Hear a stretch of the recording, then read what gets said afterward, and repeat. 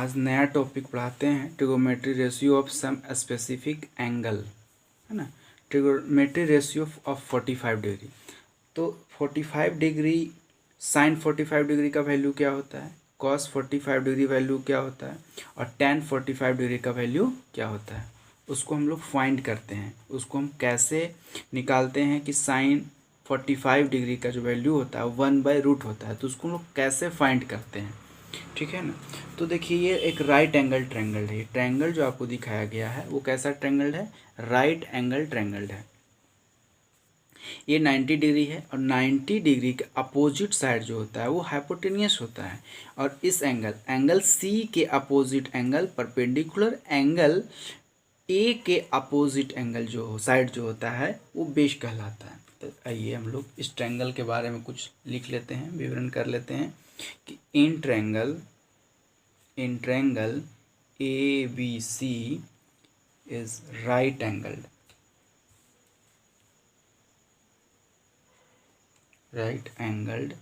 at B if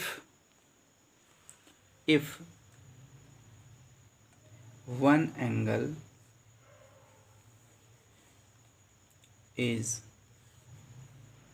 45 degree, then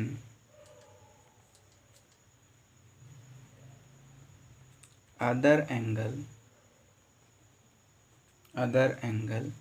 is also 45 degree, that is angle A equal to angle C equal to 45 degree. So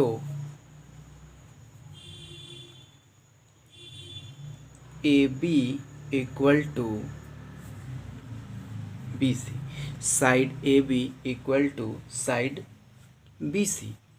AB और BC दोनों जो side होंगे वो equal होंगे। Equal क्यों होंगे, isosceles triangle के तहत हो, क्योंकि जिस ट्रायंगल में दो एंगल सेम होते हैं तो दो अपोजिट साइड भी सेम होते हैं, यानी इक्वल होते हैं। तो ये हो गया।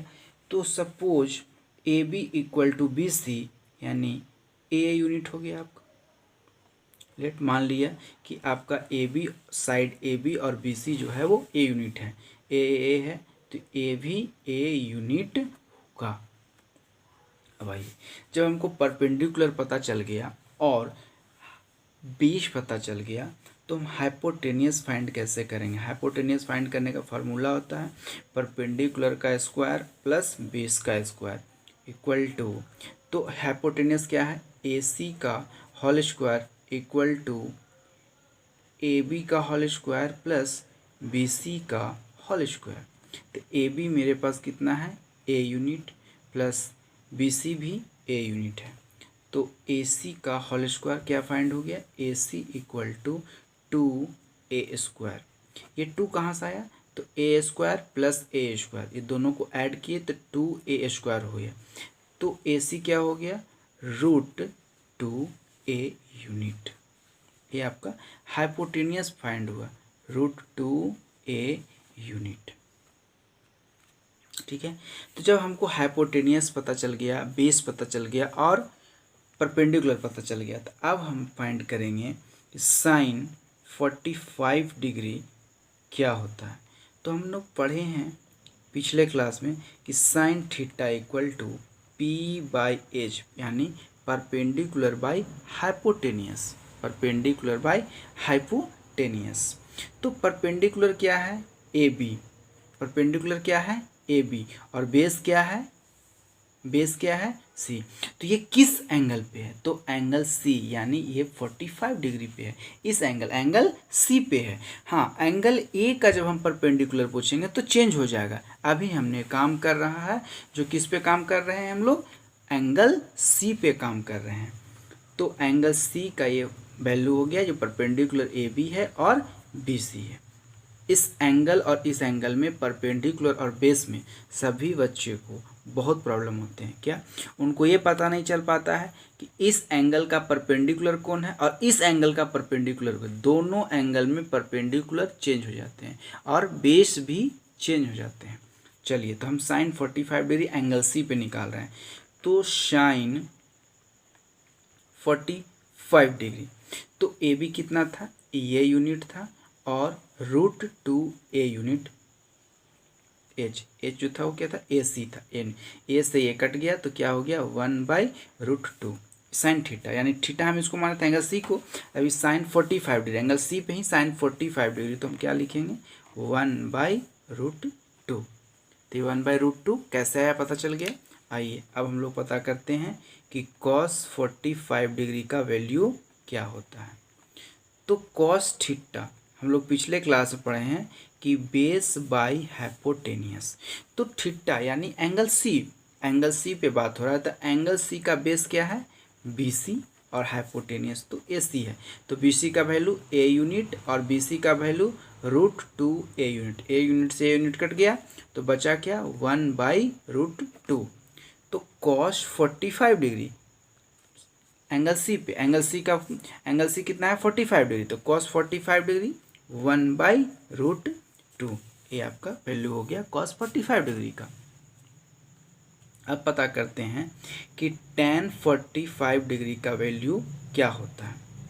तो पिछले क्लास में हम लोग पढ़े हैं कि tan theta equal to perpendicular by base. तो परपेंडिकुलर क्या है एंगल सी पे ए बी, और बेस क्या है बी सी, ठीक है। तो tan 45, तो ए बी का वैल्यू क्या है ए यूनिट, और बी सी का क्या है ए यूनिट, तो दोनों को कट गया तो कितना आ गया 1। तो tan 45 डिग्री का वैल्यू क्या हो जाएगा, tan 45 डिग्री का वैल्यू हो जाएगा 1 यूनिट। ये आपका 3 ट्रिगोमेट्री रेशियो निकाले, साइन 45 डिग्री, cos 45 डिग्री और tan 45 डिग्री का। साइन 45 डिग्री का अपोजिट होता है साइन 45 डिग्री का अपोजिट क्या होगा, कॉशेक 45 डिग्री। तो इनका अपोजिट कॉशेक होता है, तो 1/√2 का भी अपोजिट कर दीजिए, तो ये क्या हो जाएगा √2। सेकंड में आया आपका cos 45 डिग्री, तो cos 45 डिग्री का अपोजिट क्या हो जाएगा sec 45 डिग्री, तो sec 45 डिग्री का वैल्यू क्या हो जाएगा √2। लास्ट में है tan 45 डिग्री, तो tan 45 डिग्री का अपोजिट क्या आता है cot 45 डिग्री, तो tan 1 है तो cot 45 डिग्री भी 1 होगा। ये आपको पूरा कंप्लीट ये रेशियो हो गया 45 डिग्री का, ठीक है। अब आगे हम लोग बताते हैं कि आइए दोस्तों, अब हम लोग बात करते हैं trigonometry ratio of 30 degree and 60 degree. 30 degree और 60 डिग्री, साइन 30 डिग्री और साइन 60 डिग्री का वैल्यू क्या होता है, इस रेशियो पे हम लोग बात करते हैं। तो आइए एक ट्रायंगल बनाते हैं। सबसे पहला काम ट्रायंगल हम लोग फाइंड किए। तो इस रेशियो को निकालने के लिए साइन 30 का वैल्यू और साइन 60 वैल्यू निकालने के लिए हमको एक इक्विलेटरल ट्रायंगल लेना होगा, ठीक है। क्या लेना होगा, इक्विलेटरल ट्रायंगल लेना होगा, ए बी सी एक ट्रायंगल लेना होगा, ठीक है। तो हमने लिखते हैं कि consider an equilateral triangle A B C. हमने क्या किया, कंसिडर किया कि एक ट्रायंगल जो है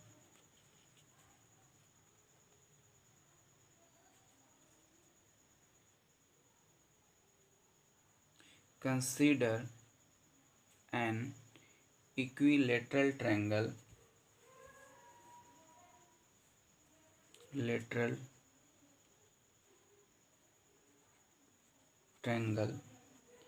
ABC since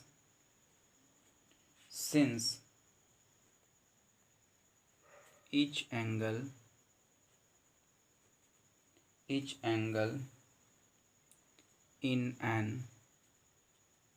an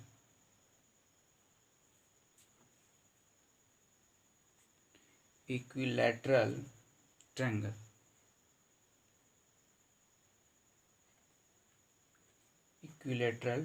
triangle is 60 degree, ठीक है। यानी कि ये एंगल भी 60 डिग्री, ये एंगल भी 60 डिग्री और ये भी एंगल 60 डिग्री। ठीक है। Therefore angle A equal to angle B equal to angle C equal to 60 degree. Draw the perpendicular A D from A to side B C. अब एक ने हम लोग क्या किया, ड्रॉ किया। ड्रॉ द परपेंडिकुलर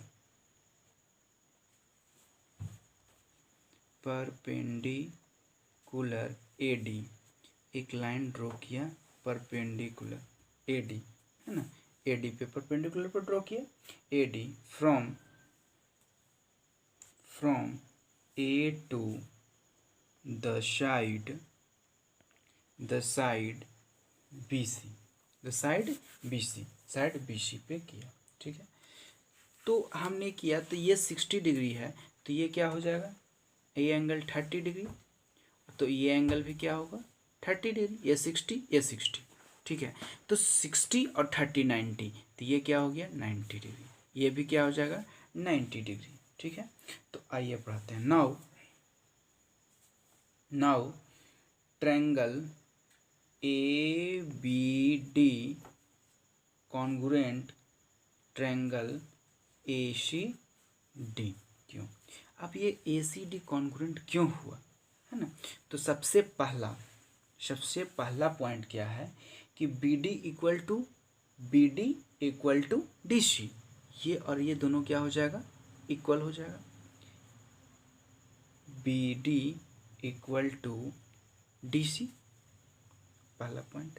दूसरा, angle B A D equal to angle C A D. Okay, B A D और सी ए डी, तो ये क्या हो गया, corresponding part of congruent triangle के तहत से ऐसा हुआ, दोनों इक्वल एंगल होगी।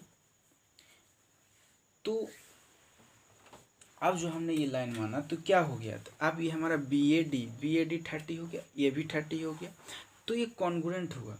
ठीक है, तो अब हम एंगल को यहाँ से यहाँ तक मान लीजिए कि हमने ये यूनिट फाइंड किया, तो ये भी ये यूनिट होगा और ये भी ये यूनिट होगा। ठीक है, क्यों ऐसा होगा, क्योंकि A B equal to B C equal to A C, ये तीनों के तीनों क्या हैं, ये यूनिट है। तो अभी हमने ए बी डी और ए डी सी या ए सी डी दो ट्रायंगल माना, तो दो ट्रायंगल में हमारा बी डी और डी सी ये दोनों लाइन इक्वल था, तो एंगल बी ए डी और C A D congruent triangle हुआ।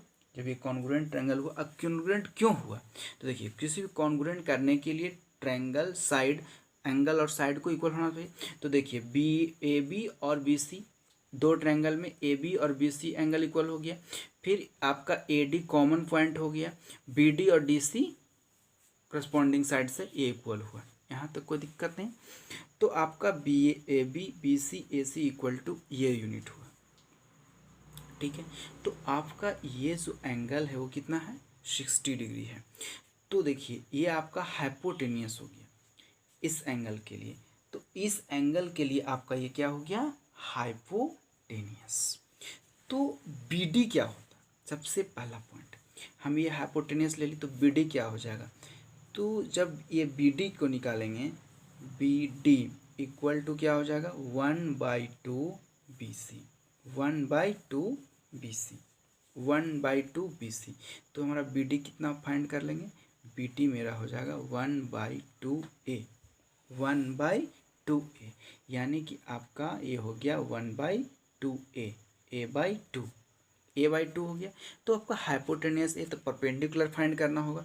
तो परपेंडिकुलर फाइंड करने के लिए फार्मूला होता है हाइपोटेनियस का स्क्वायर प्लस परपेंडिकुलर बेस का स्क्वायर। तो परपेंडिकुलर का स्क्वायर इक्वल टू हाइपोटेनियस का स्क्वायर माइनस बेस का स्क्वायर।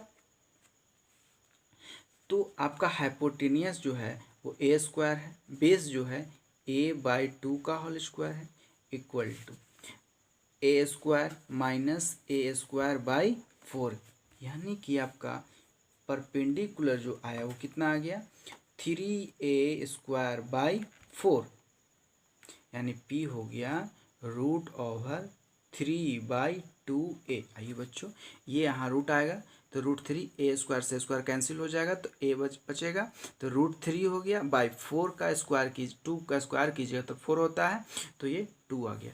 तो आपका परपेंडिकुलर कितना हो गया, √3/2a। तो सारा कुछ मिल गया हम लोग को। क्या क्या मिल गया, हाइपोटेनियस सबसे पहले से पता है हम लोग को, और ए यूनिट यानी ए, बी सी क्या था, ए यूनिट था, बी डी निकल गया, a/2 हाफ हो गया, तो आपका अब परपेंडिकुलर निकल गया √3/2a। आइए अब हम लोग टॉपिक पे आते हैं।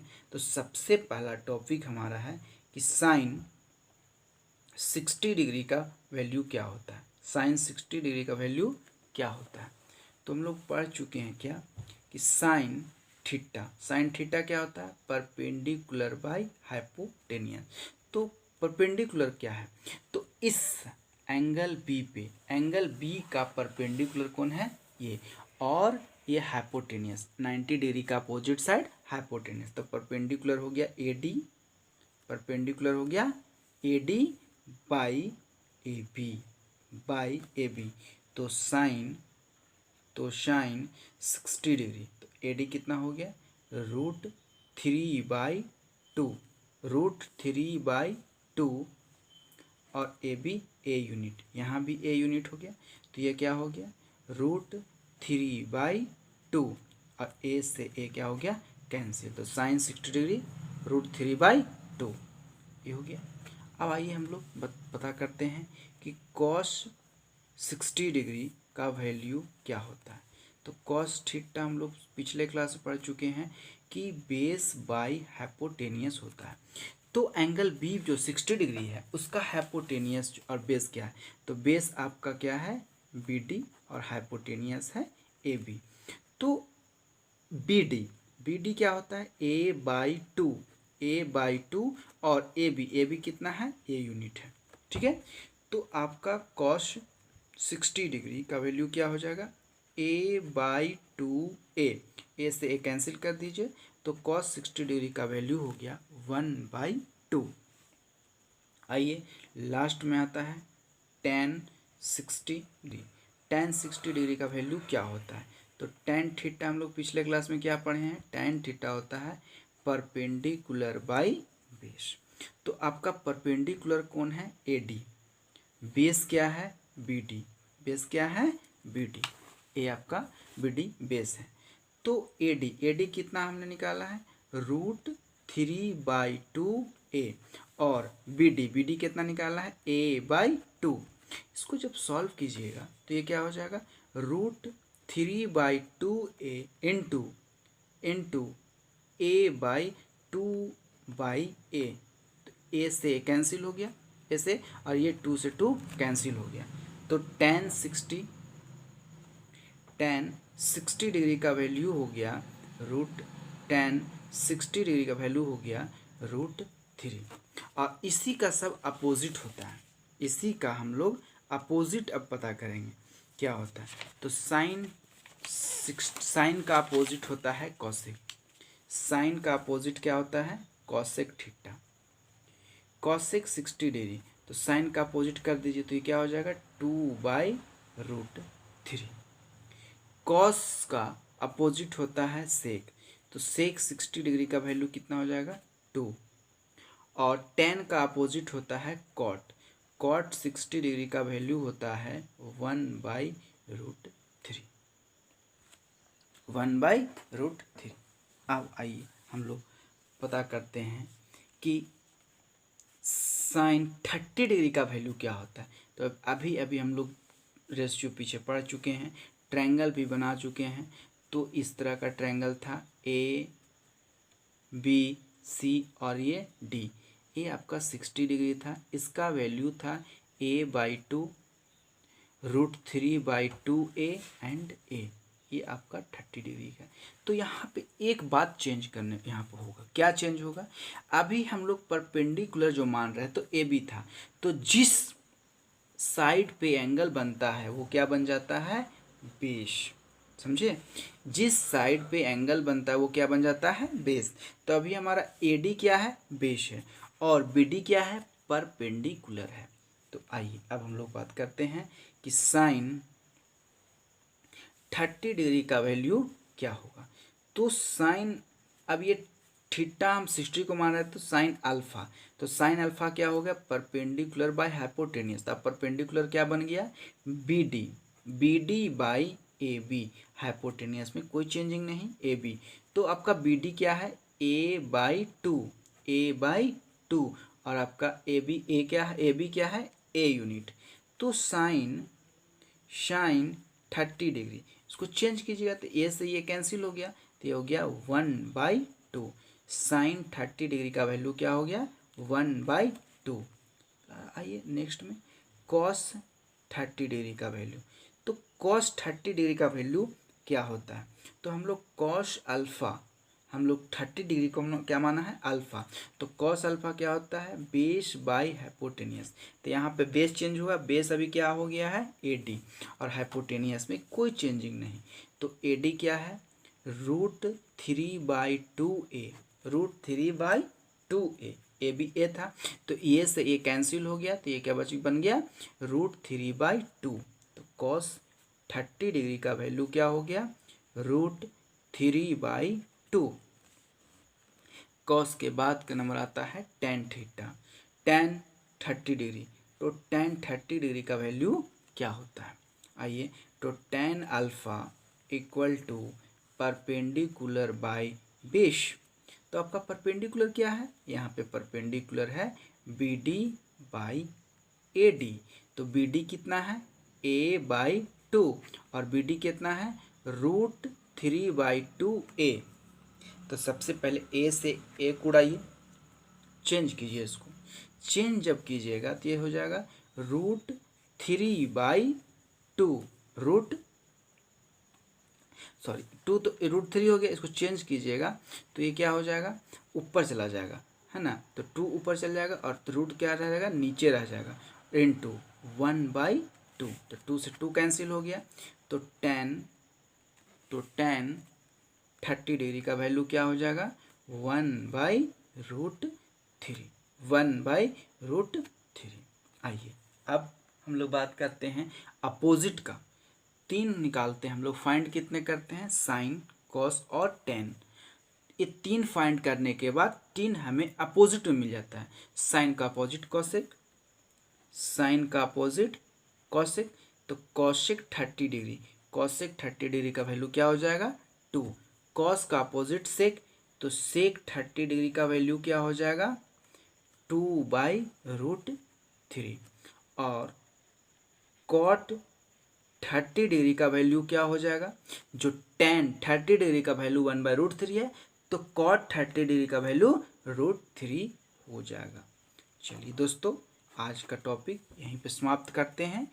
ये हमने आप बता दिया कि 45 डिग्री का वैल्यू क्या होता है, 30 डिग्री का वैल्यू क्या होता है, और 60 डिग्री का वैल्यू क्या होता